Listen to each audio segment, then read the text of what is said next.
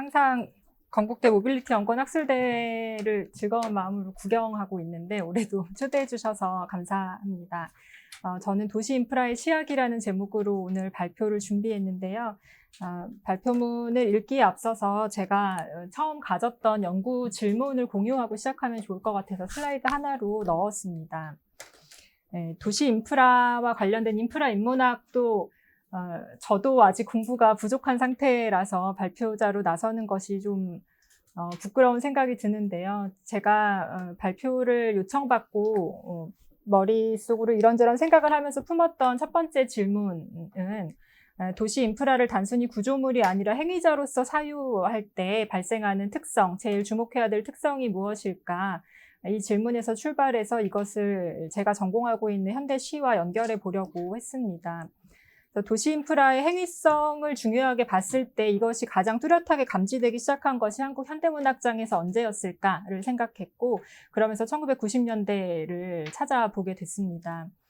1990년대의 생태시, 생태문학 이런 것들이 굉장히 중요한 범주로 부상하기 시작했던 시기가 1990년대인데요.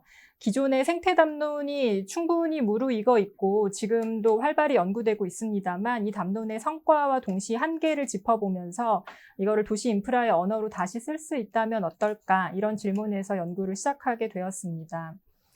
특히 생태문학이 전제하고 있는 이분법적인 도식이 있죠. 인공 대 자연, 개발 대 공해, 통치 대 저항, 전체 대 개인 등의 이런 도식으로 이분법적 도식으로 사유하는 것과 또 인프라 중심으로 사유할 때의 철학적 토대가 어떻게 전환되는가의 문제에 주목해 보고자 했고요.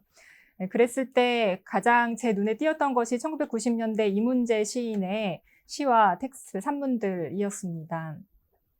이문재 시인은 지금도 작품 활동을 하고 있는 시인입니다만 특히 90년대에 생태문학의 출발점에 꼭 놓이는 시인 중에 한 명이에요. 이문재, 고재종, 나희덕, 정현종 등등의 시인들이 이때 어떤 독보적인 범주로서의 생태시를 가시화해 주는 데에 앞장섰던 시인이고, 관련된 산문도 많이 썼고 녹색평론에 글도 쓰고 이런 활동들도 많이 했던 시인인데, 이 시인의 텍스트를 전부 다 생태문학의 언어로만 해석하기에는 좀 아깝다, 이런 생각도 들어서 이걸 도시 인프라의 언어로 다시 읽어보고자 했습니다.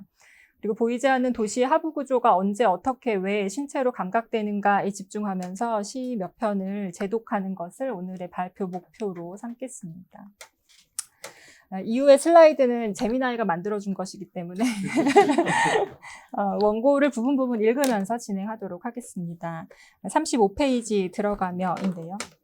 한국 현대시사에서 90년대를 설명할 때 빠질 수 없는 키워드 중에 하나가 생태시이고 이 문제도 그 가운데에 있습니다. 이전에도 생태적 상상력이 전무했던 것은 아니지만 주류 담론으로 부상한 것은 공이 1990년대입니다. 첫 문단 마지막 문장인데요. 환경에 대한 특별한 의식과 생태학적 상상력을 담은 이른바 생태시가 90년대 주류로 떠오른 것이 자명한 사실입니다. 거슬러 올라가 보면 이러한 생태 담론은 80년대에 본격화된 반공해 담론과 밀접하게 결합되어 있는 것입니다. 70년대부터 기하급수적으로 가속화되었던 도시화 산업화가 당연히 그 부산물들을 낳게 됐고, 매연으로 인한 대기오염, 수질오염, 산성비 문제, 오존에 구멍 났다, 이런 것들이 점점 담론장으로 부상하게 되고 중요한 사회적 의제가 되지요. 그러면서 82년에 한국공해문제연구소가 설립되고 이 공해문제연구소를 중심으로 80년대 반공해 운동이 저항적 민주화 운동과 만나고 또 학생운동 담론과 만나면서 사회운동으로 발전해 나가게 된 게 80년대의 상황입니다. 그래서 단순히 환경을 관리한다는 차원, 그러니까 1970년대는 그 통치의 이름으로 환경을 보호한다는 사회 정화, 환경 정화 운동들은 있었는데 그게 80년대로 넘어오면서 자본주의 및 독재 정권의 개발주의에 맞서는 체제 비판적인 성격을 띠게 된 것, 이게 반공해 담론인데요. 이런 반공해 담론이 결국에 문명사적인 성찰을 불러오고 자연과 생명에 대한 의식을 확장하면서 90년대 생태주의의 토양이 됩니다. 35페이지 마지막 문단부터 읽겠습니다. 따라서 오염 및 공해라는 위기 상황에 주목해 이에 대한 해결을 촉구하는 생태주의는 당연하게도 담론의 목표를 자연으로의 회복의 도도로 견인합니다. 오염과 공해가 비정상적인 상태이기 때문에 정상으로 회복하기 위한 구체적인 실천을 촉구했던 것이 바로 생태 담론인데요. 36페이지입니다. 자연이 90년대 생태시 또한 당대의 생태담론의 자장에서 독해되고 평가되어 왔습니다. 하지만 이러한 접근 방법은 문제 대해결이라는 이분법적인 도식의 가침으로써 결과적으로 복원주의적인 환상의 자리를 공고히 만든다고 생각했습니다. 6줄 내려와서요. 이런 위기 대 극복, 문제 대 해결이라는 이양대립적인 구도에 기댄 복원주의적인 생태담론의 언어로는 이미 인간의 삶을 규정하는 새로운 기저환경이자 물질적 실제로서의 도시 인프라 및 산업 인프라를 정당하게 셈하기 어려워집니다. 그래서 오늘 발표는 인류세의 지평에서 사유할 때 자연과 인공 사이의 순수한 경계란 이미 무너져 있고 도시 인프라가 새로운 기저환경으로 작동하고 있다는 점에서 출발해서 90년대 생태담론을 제독하고자 합니다. 한 문단 내려가서요. 여기서 말하는 인프라는 단순한 물리적 구조물이나 시설을 가리키는 용어가 아니라 특정한 기능을 수행하는 한낱 기술적 대상이 아니라 인간의 생물학적 삶, 사회적 삶을 가능하게 해주는 대상, 정확하게 말하면 우리 세계 형성과 재형성에 역동적으로 참여하는 행위자를 인프라로 보고 통칭하도록 하겠습니다. 말하자면 데이빗 소로나 헬린 리어링이 보여준 비전과 방향에 아무리 동의한다 하더라도 도시 한복판에서 굴러가고 있는 오늘의 삶을 수락할 수밖에 없는 현실 안에서 도시 인프라는 우리의 삶에 가담하고 있는 또 하나의 행위자입니다. 예컨대 도시 가로수, 설계 단계에서부터 필수적으로 계산되는 도시 인프라의 산물이지만 또 그 자체로 자연이고요. 서울의 지하철망도 마찬가지의 행위성을 갖고 있는 인프라이죠. 인공시설인 동시에 우리의 일상을 조율하고 한 개인의 보행 습관에까지 영향을 미치는 것이 바로 지하철망이기 때문입니다. 따라서 도시 인프라는 그것을 이용하고자 하는 사람이 머무는 장소이자 지나가는 통로가 되기도 하고 문화예술 활동의 무대가 되거나 그 자체가 예술이 되기도 합니다. 따라서 개발 담론에서 출발해 이에 대한 안티테제인 반공해 담론을 통과하여 생태 담론으로 이어지는 기존의 선로에서 벗어나서 도시 인프라를 둘러싼 다층적 행위성에 주목하는 새로운 경로를 그려볼 필요가 있다고 보았습니다. 오늘은 그것을 1990년대 발표한 이문재 시인의 몇 편의 시를 통해 살펴보고자 합니다. 37페이지의 두 번째 절 도시 인프라 행위성 부분인데요. 이문재 시인이 두 번째 시집 제목이 산책 시편이고 이게 93년도에 나오는데 이 시집 안에 명시적으로 산책 시 연작 같은 게 있어요. 나는 도시의 속도를 거부하고 산책할 것이다. 베냐민적인 산책자이긴 한데 기본적으로 도시를 산책하면서 도시의 속도에 저항하는 시적 주체를 그린 일군의 연작시가 있고 또 부사시 연작이라고 해서 마찬가지로 도시를 돌아다니는 어떻게 보면 굉장히 인여적인 시적 주체라고도 할 수 있는데 생산에 가담하지 않고 구경하는 듯한 그런 주체를 보여주는 연작시가 이 산책시편이라는 시집 안에 들어 있습니다. 그래서 90년대 초반에 이 문제는 스스로 산문에서도 그렇고 산책이라는 키워드를 본인의 중요한 시적 장소로 삼았는데요. 두 번째 문단부터 읽겠습니다. 산책을 방법론으로 삼아 도시의 폭력적인 속도에 저항하는 것은 시인이 명시적으로 밝힌 주제의식입니다. 산문집에서도 자동차에게 빼앗긴 도로를 찾아야 한다, 땅으로 돌아가야 된다 이런 말들을 했고 언플러그드 실천으로서의 걷기에 대한 명상을 펼쳤기 때문에 생태담론을 견인했고 또 생태담론으로 많이 읽혔던 시인인 것이죠. 하지만 빠른 속도 대 느린 속도, 인공 대 자연, 도시 대 땅의 이분법에 집중해서 걷기를 저항으로 읽어내기에 앞서서 충분히 강조되어야 할 점은 이 문제가 도시의 폭력적인 속도를 문제 삼으면서도 도시 밖 자연으로 탈출하지는 않는다는 점입니다. 그는 생태주의적 관점에서 도시 문명을 일관되게 비판하면서도 예컨대 산으로 돌아가 버리거나 고향집으로 돌아가지 않고 도시를 받아들이면서 그 안에서 사유를 이어갑니다. 37페이지 하단부터 인용된 시인데요. 맨 첫 줄 보시면 그렇다 나에게 말을 걸어오는 이것은 인격이 아니다. 옛사랑이 아니다. 38쪽 넘어가시면 나한테 말을 거는 것은 이 도시이다 라고 얘기합니다. 이 도시가 나에게 말을 걸어온다. 두 번째 연을 보시면 우리가 이 도시를 지나가는 것이 아니다. 도시가 우리를 끊임없이 스치고 지나가는 것이다. 이런 구절이 나오는데요. 이 시는 시적 주체가 도시를 어떻게 감각하고 있는지를 잘 보여줍니다. 도시는 시적 주체가 수행하는 행위성의 단순한 무대나 배경이 아니라 오히려 행위하는 것은 도시 그 자체입니다. 도시가 말을 하고 도시가 지나갑니다. 시의 제목에서도 두 눈과 귀를 틀어막는다고 했지만 틀어막는다는 건 불가능한 동사이고 이 시가 끝날 때까지 실행되지도 않습니다. 그래서 도시가 나의 몸을 배경으로 말하고 나의 몸을 배경으로 지나간다는 사실을 새로운 기저 환경으로 받아들인 시적 주체. 그게 바로 인용한 두 눈과 귀 틀어막다의 시적 주체입니다. 이 도시 행위성에 대한 이 같은 감각은 5년 전 시인의 첫 시집에 나타났던 도시 재현과 비교해보면 그 특징이 선명하게 드러납니다.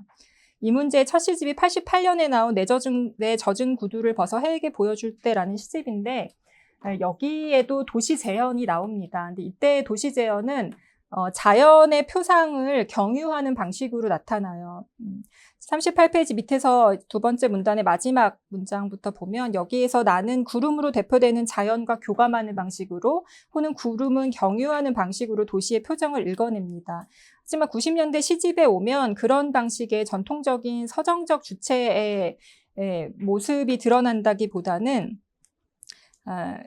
도시를 감각하는 방식이 달라집니다. 밑에서 다섯 번째 줄부터 읽겠습니다.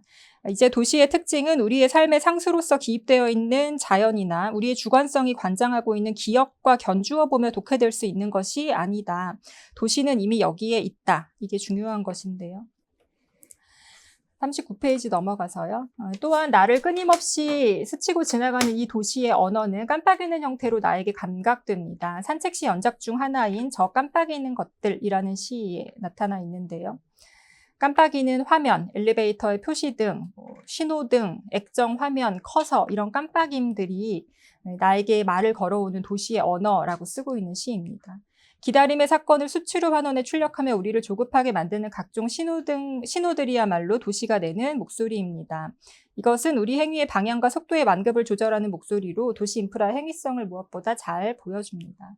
시인은 각종 표시등과 액정 화면을 통해 도시 곳곳에 편재한 인프라 행위성을 표지하는 동시에 그것을 깜빡임으로 감지함으로써 시적인 것을 도래시킵니다. 깜빡이라는 말이 보여주듯이 도시의 목소리는 중단 없이 발화되는 균질적인 명령이 아니라 커졌다, 꺼졌다를 반복하는 전멸의 형태로 나타납니다. 그래서 보이지 않는 잠자리 눈이라는 표현은 우리를 일방적으로 감시하고 조종하는 빅브라더 같은 지배 권력을 환기시키기도 하지만 이 문제의 시는 도시 인프라를 고정된 감시탑으로만 보는 단선적인 도시 비판에 머무르지 않고 전멸을 통해 신체의 자극을 입력했다 멈추었다를 반복하는 물질적 행위자로 감지하고 있다는 점에서 중요한 작품이라고 읽어보았습니다. 그런 의미에서 나의 신체와 마주치는 도시의 신호들의 힘의 강도는 균일하지 않고 정동적입니다. 이제 정동이 들끓듯 소용돌이치는 도시 속에 놓인 신체에 보다 주목해볼 차례입니다. 부사성 연작을 보려고 하는 게 3절인데요.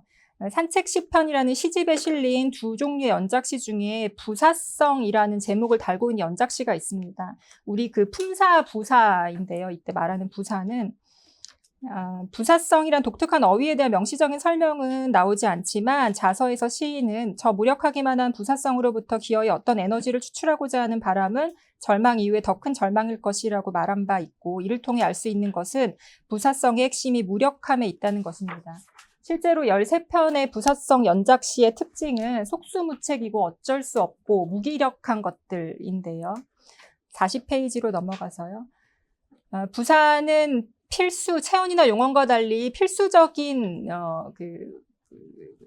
문장 품사가 아니면서도 모든 장소를 유유자적 산책할 수 있는 유동적인 품사라는 것에 주목해서 정동하고 정동되는 신체성에 주목하며 부사성 시편을 좀 읽어보고자 합니다. 40페이지에 인용한 시는 어처구니라는 제목의 부사성 연작 첫 번째인데요. 시적 주체는 전광판 뉴스를 읽다가 지하도 계단에서 넘어지고 전광판에서 반짝이는 내일의 날씨를 보고 근데 이제 이 도시의 인프라들, 빌딩, 높은 빌딩, 지하도의 계단, 번쩍이는 전광판 이런 것을 알맞게 따라가지 못하고 계속 발에 걸려 넘어지고 내가 여기 끌려온 것 같은 어처구니 없는 기분에 휩싸이는 것, 이게 이제 시적인 정황입니다. 시 아랫부분 보겠는데요. 나는 결과적으로 넘어짐으로써 전광판과의 대화에 실패하고 지하도 계단의 성공적 이용에도 실패합니다. 하지만 시 속 주체는 나를 둘러싼 인프라로부터 풀려나지 못하고 벗어나지 못한 채 어처구니 없는 정동에 휩싸입니다. 그래서 자기소개서를 써본다는 표현도 나오는데요. 자기소개서는 내가 누구인지를 알려주는 문서이지만 나의 언어를 도시의 언어는 알아듣지 못하기 때문에 결국에 자기 개진을 하지 못하는 상태를 보여줍니다. 41페이지부터 마저 읽겠습니다. 도시는 나를 읽어주지 않고 불러주지 않는데요. 하지만 도시의 바깥, 길의 바깥은 없기 때문에 결국 지하도에서 풀려나지 못하고 여전히 매일매일 새로운 도시의 언어를 배워 나갑니다. 이 무기력한 부사성의 감각은 반드시 신체를 통과하게 됩니다. 다른 시들을 좀 인용한 것인데요. 핵심은 도시가 주는 감각은 언제나 신체에 달라붙는 끈적끈적한 어떤 것으로 감각되기 때문에 정동하고 또 정동되는 신체를 통해 사유할 수밖에 없는 것이니 여러 편의 시에서 확인됩니다. 하지만 이 문제는 생태시를 쓰는 많은 시인들은 그래서 고향을 노래하거나 산으로 돌아가거나 바다로 가기도 하는데 이 문제의 시는 그렇게 나가지 않습니다. 2000년대 이후의 시는 좀 다르긴 한데 90년대는 나가지 않습니다. 도시를 나가지 않고 신체를 활용한 일종의 전술을 피는 것인데요. 드세르토의 개념을 조금 경유해 보았습니다. 41페이지 인용문의 세 번째 줄 보시면 타자의 장소를 전체적으로 파악하지 못하고 그것과 거리를 두지 못한 채 단편적으로 끼어들고 내가 소유하기에는 너무 광대하고 벗어나기에는 너무 촘촘한 시스템 속에 놓인 주체가 전략은 택할 수 없고 전술을 택하게 된다는 걸 얘기하는 대목인데요. 요컨대 이 문제는 전략이 아닌 전술로서의 걷기를 선택했다고 표현할 수 있겠습니다. 41페이지 밑에서 두 번째 줄부터 보겠습니다. 도시 산책은 도시 인프라를 그 바깥에서 조망하고 논평할 수 있다는 환상이 제거되었을 때 주체가 선택할 수 있는 전술이라는 점이 강조되어야 합니다. 드세르토는 일상어를 가지고 연구한 말년의 비트겐슈타인에서 영향을 받아서 언어 밖으로 나가지 않고 언어 안에서의 기회들에 주목하게 된 것인데요. 도시 인프라의 시약이 취해야 할 철학적 기반도 여기에 있다고 생각합니다. 인프라에 매개된 과학기술에 대한 거부나 예찬은 모두 인프라 바깥에서 인프라를 논평하는 태도입니다. 철학적이거나 과학적인 특권의 자리가 사라졌을 때 그 공백을 채우는 것은 일상 언어와 같은 일상적 인프라입니다. 일상어 속에서 언어를 사유하는 실천처럼 도시 인프라 속에서 도시를 사유하는 실천은 마찬가지로 자신의 한계에 부딪힐 수밖에 없습니다. 베냐민의 산책자가 근대 자본주의의 산물인 도시의 쇼윈도를 한 발 떨어진 거리에서 관조하고 읽어냈던 주체라면 드세르토가 말한 전술로서의 이 문제의 산책은 이미 촘촘하게 구축된 도시 인프라 시스템 내부에서 신체로 부딪히며 공간을 임시적으로 전유하고 일상을 살아가는 실천적인 주체에 가깝다고 읽어냈습니다. 앞서 살펴본 바와 같이 도시 인프라의 시끄러운 언어인 전멸 신호와 신체를 넘어뜨리는 계단과 빌딩의 압도적인 물리력은 시시각각 신체에 가해지는 강도 높은 정동적 자극입니다. 이 속에서 신체는 무기력한 부사성의 상태에 놓일 수밖에 없지만 바로 그 정동됨의 한복판에서 도시 인프라의 리듬을 체화하는 동시에 실천함으로써 도시 인프라의 리듬과 엇나가는 역동성을 획득한다고 해석해 보았습니다. 마지막 4장에서는 신체의 부사성과 도시의 행위성 사이에서 벌어지는 미분화된 정동적인 조율의 문제입니다. 흔히 도시 인프라는 눈에 보이는 물리적 구조물에만 국한되어 이해되는 경우가 많지만 조금 더 넓게 봐야 할 텐데요. 43페이지에 인용한 날씨가 사라지다라는 시에서는 기상청 예보로만 존재하게 되는 날씨에 대해서 시인이 쓰고 있습니다. 날씨 예보만 남았고 날씨 그 자체는 사라졌다는 감각입니다. 전날 밤 TV에서 방송이 영하 15도입니다 라고 말하는 순간 영하 15도의 추위를 이미 경험하고 넘어가 버린다는 거, 이제 그걸 비판적으로 쓴 시인데요. 시 아래에 한 5줄 내려가서요. 이를 수사학적으로 다시 말하자면 인프라가 송출하는 언어는 실제 현실이 아니라 그 현실을 중개하는 인용문의 지위를 갖습니다. 실제로서의 자연은 증발하고 오직 기호화된 인용문과 인용문 사이의 관계만 남습니다. 주체는 자연을 직접 대면하기보다 미디어 정보망이란 인프라가 인용한 가공의 자연을 학습합니다. 여기에서 인용문이 지니는 수사학적인 칭의는 도시 인프라의 본질과 거울상을 이룬다고 보았습니다. 인프라의 어원이 명시하듯 인프라가 구조의 아래에 숨어서 상부 구조를 지탱하고 작동시키는 보이지 않는 토대인 것처럼 인용문 역시 따옴표라는 틀 내부의 텍스트를 매끄러운 담화로 실어나르기 위해 따옴표 바깥에서 배경인 양 작동하는 형식이라고 읽을 수 있기 때문입니다. 텔레비전에서 출력되는 날씨 정보는 따옴표 안에서 지시되는 지각 내용인 피인용절일 뿐이고 그 담화를 실제로 가능하게 만드는 거대한 시스템인 주절은 언제나 따옴표 바깥 혹은 아래에 은폐되어 있는 인프라인 것이죠. 그러나 이 문제의 시는 그 따옴표 내부의 매끄러운 엄표를 그대로 수락하는 대신에 한시도 입을 다물지 않고 늘 제잘되는 방식으로 숨겨놓은 따옴표 바깥의 기저 환경, 즉 인프라 그 자체를 감각하도록 만든다는 점에서 시적 의의를 획득합니다. 44페이지에서 분석한 시는 FM 교통방송을 듣는 상황인데 좌석 버스에 자리가 없어서 서서 가는데 계속 길이 꽉 막힌다는 방송을 듣게 되고 그 방송을 듣는 순간 내 신체가 자극을 받아서 배가 너무 아파서 대장염에 휩싸이게 되는, 그래서 교통이 고통으로 번역되는 걸 보여주는 시입니다. 시를 읽지 않고 넘어갈 텐데요. 시 밑에 두 번째 문단 보겠습니다. 여기서 주목할 점은 인프라의 이른바 인용문적인 발화가 완벽하게 구조를 지탱하는 것처럼 보이지만 사실은 아니라는 점입니다. 이 문제가 포착한 이러한 장면은 인프라의 명령이 매끄럽게 수행되는 도로위가 아니라 교통의 자극이 고통이 되어버리는 엉뚱한 수행이 일어나는 버스 아닙니다. 인프라의 규격화된 신호가 신체의 통증이란 엇박자로 튀어오르는 순간 우리는 비로소 촘촘해 보이던 인프라 언어의 빈틈을 확인하게 됩니다. 이 엉뚱한 오작동과 수행의 실패야말로 기후의 매끄러운 그늘 아래 숨어있던 발화행위의 주체, 즉 도시 인프라라는 하부 구조가 그 물질성을 신체 위에 투사하는 순간이라고 읽을 수 있겠습니다. 여기에서 도시와 주체 사이의 미분적인 조율이 일어납니다. 마수미가 주목했던 정동적인 조율은 신체들의 마주침이 불러오는 수렴되지 않은 불일치의 운동을 명명하는 용어인데요. 앞서 살펴본 날씨 예보 시나 FM 교통방송 시에서 나타난 인용문의 지위는 바로 이 미분적 조율의 기제가 언어와 신체의 층위에서 어떻게 작동하는지를 엿보게 해줍니다.